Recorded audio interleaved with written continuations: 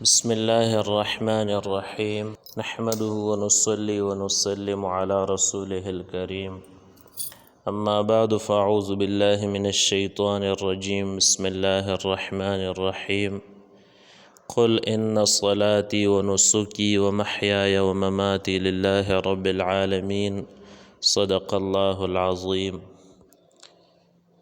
کسی جانور کو اللہ تعالیٰ کا تقرب حاصل کرنے کی نیت سے ذبح کرنا اس وقت سے شروع ہے جب سے آدم علیہ السلام اس دنیا میں تشریف لائے اور دنیا آباد ہوئی، اور سب سے پہلے قربانی حضرت آدم علیہ السلام کے دو بیٹوں حابیل اور قابیل نے دی۔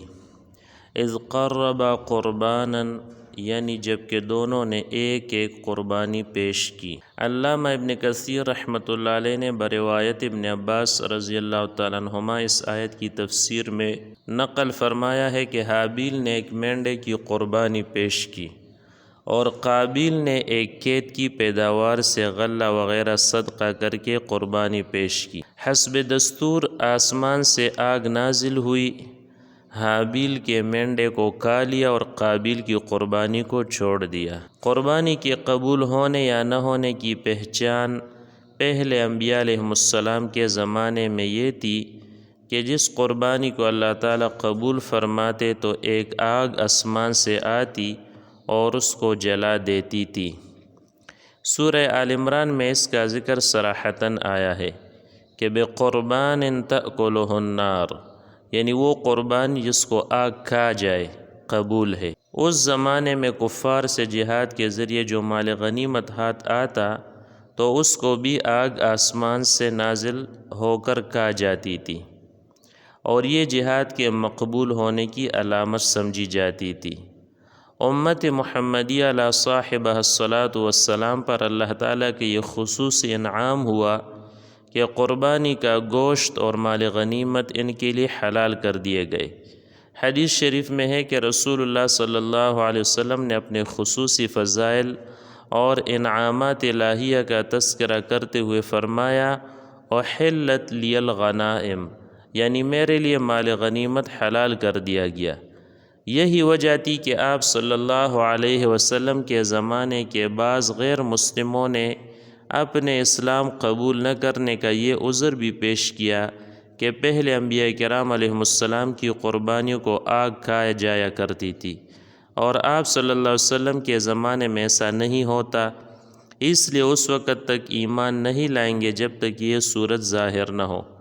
سورۃ المائدہ میں اس عذر کو بیان کر کے یہ جواب دیا گیا کہ جن انبیاء کرام علیہ السلام کے زمانے میں قربانیوں کو آگ نے کھایا تھا تو تم کون سا ان انبیاء کرام علیہ السلام پر ایمان لائے تھے؟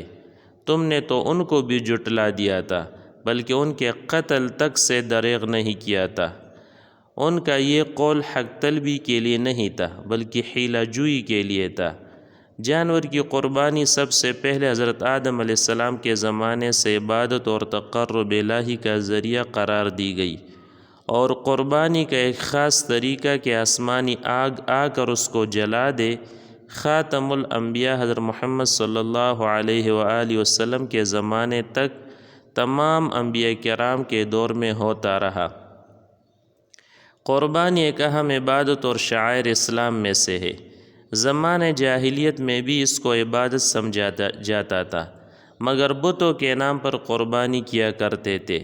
اس طرح آج تک دوسرے مذاہب میں قربانی مذہبی رسم کے طور پر ادا کی جاتی ہے، بتوں کے نام پر یا مسیح کے نام پر۔ سورۃ الکوثر پارہ عامہ میں اللہ تعالیٰ نے حکم دیا کہ جس طرح نماز اللہ تعالیٰ کے سوا کسی کے لیے نہیں ہو سکتی، اس طرح قربانی بھی اس کے نام پر ہونی چاہیے۔ خاتم الانبیاء حضرت محمد صلی اللہ علیہ وسلم نے 10 سال تک مدینہ منورہ میں قیام فرمایا۔ آپ صلی اللہ علیہ وسلم ہر سال پابندی سے قربانی فرماتے تھے، جس سے معلوم ہوا کہ قربانی صرف مکہ معظمہ کے لیے مخصوص نہیں بلکہ ہر شخص پر ہر شہر میں شرائط کے بعد واجب ہے، اور آپ صلی اللہ علیہ وسلم مسلمانوں کو اس کی تاکید فرماتے تھے۔ اس لیے جمہور علماء اسلام کے نزدیک قربانی واجب ہے۔